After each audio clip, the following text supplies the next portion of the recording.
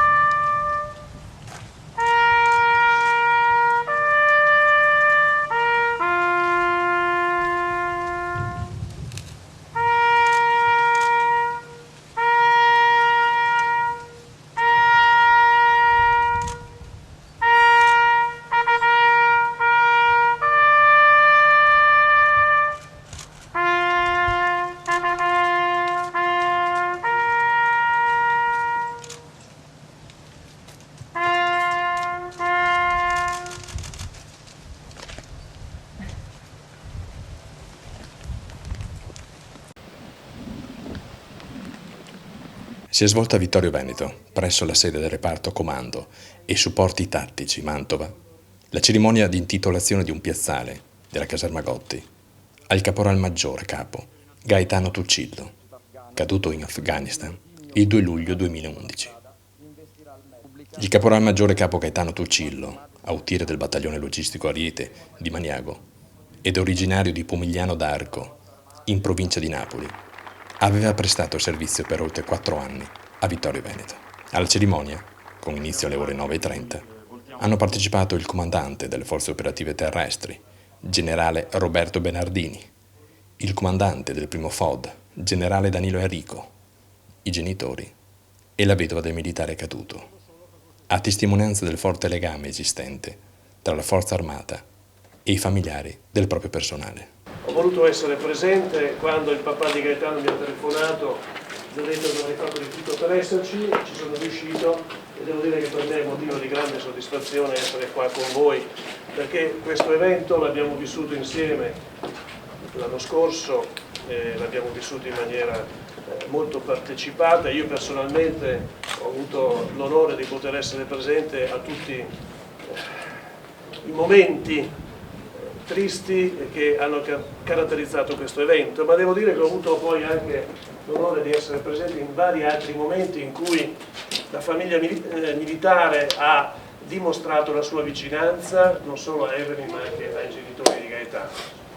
Questo per dirvi che la mia presenza qui oggi sta a significare un suggello preciso di cui nessuno deve mai dimenticarsi, il fatto che questi nostri caduti sono per noi parte della nostra famiglia, ma non lo sono solo per una questione immediata, nell'immediato, nel momento in cui ovviamente tutti sono vicini, tutti sono presenti. No, con grande, diciamo così, trasparenza, serenità e con profondo rispetto noi intendiamo essere presenti nelle famiglie dei nostri caduti per sempre, fino a quando le famiglie lo riterranno opportuno, fino a quando sarà gradita questa nostra presenza.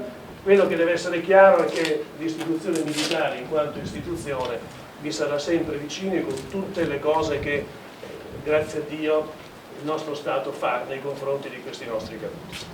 E allora io voglio salutare Evelyn, con la quale abbiamo avuto varie occasioni di vederci, anche quando il capo di Stato Maggiore dell'Esercito venne a Pordenone per salutarti, ti ricordi?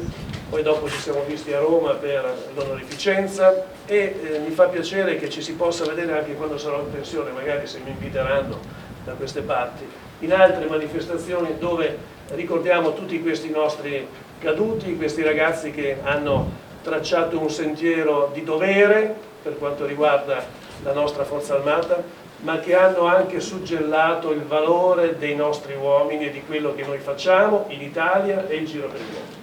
Mi congratulo con chi ha voluto organizzare questa cosa, che dovrà seguire ogni anno con una commemorazione semplice, serena, tranquilla, ma sempre puntuale per questo affetto che noi abbiamo, sincero, nei confronti di Gaetano ovviamente e soprattutto anche della sua famiglia e dei suoi cari. E questo vi assicuro è un messaggio che io voglio lanciare e voi sarete sempre parte di questa famiglia, se vi farà piacere ovviamente.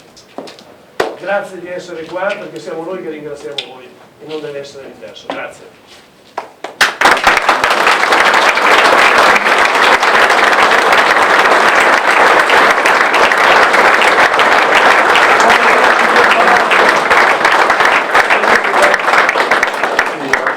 Io ringrazio, che ho saputo telefonicamente da Salvatore, tutti questi che hanno fatto per Gaetano Turcillo. Veramente questi ragazzi è un valore che hanno, che portano avanti, che non dovranno dimenticare sui loro passi, è una cosa che dovranno tenere sempre avanti, sempre, diciamo così, insomma, di tenere il valore della vita, che cos'è, che poi hanno ricordato tutto per mio figlio questa cosa, è una cosa più del normale.